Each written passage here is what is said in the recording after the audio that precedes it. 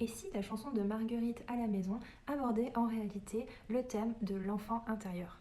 En écoutant les paroles, je me suis dit que l'artiste ne parlait peut-être pas que de ses sentiments à l'égard d'un endroit d'habitation précis, donc la maison, l'appartement, avec des gens spécifiques, donc sa famille, ses amis, et des obligations concrètes, donc par exemple aller à l'école, faire du vélo, mais tendrait plutôt vers l'introspection.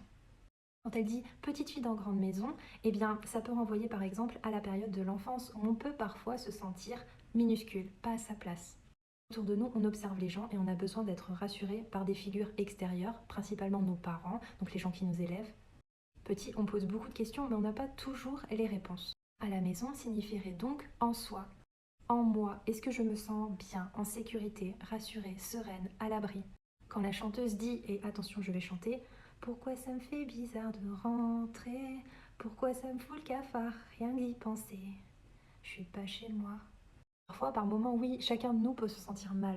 Je ne sais pas toujours comment l'expliquer, mais chacun de nous, à un moment, a ressenti, je pense, ce sentiment de lourdeur, quelque chose qui pèse, qui est désagréable en nous, qu'on veut rejeter, qu'on veut faire taire. Quand elle dit je suis pas chez moi, pour moi, ça veut dire qu'on n'éprouve pas ce sentiment d'être nous-mêmes, d'être à notre place. Plus tard dans la chanson, elle parle de quand elle est adulte. Attention, je vais rechanter.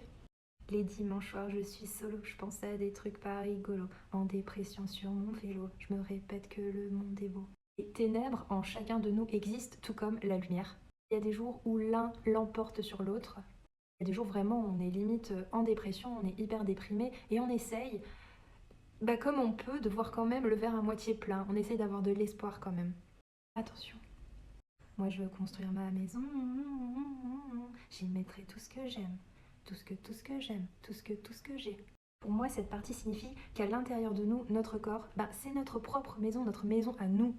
J'y mettrai tout ce que j'aime. Donc par exemple, si dans ma maison, à l'intérieur de moi, j'ai envie que ce soit cosy, que ce soit attendrissant, que ce soit agréable, je sais pas, je mettrai par exemple des bougies, je mettrai voilà, de la lumière tamisée, je mettrai, je sais pas, des fleurs, des livres, que sais-je. Quand elle dit j'y mettrai tout ce que j'ai, j'y mets aussi dans cette maison intérieure toutes mes peurs, toutes mes incompréhensions, mes doutes, toutes mes parts d'ombre. Tout y a de la place parce que je sais au fond de moi que je suis capable de gérer et de l'apprécier telle qu'elle est. Je sais, je suis capable de m'occuper de moi-même, d'être résiliente et bien dans ma peau. Cette notion, cette idée de maison soi, elle a été développée par le psychanalyste Moussa Nabati.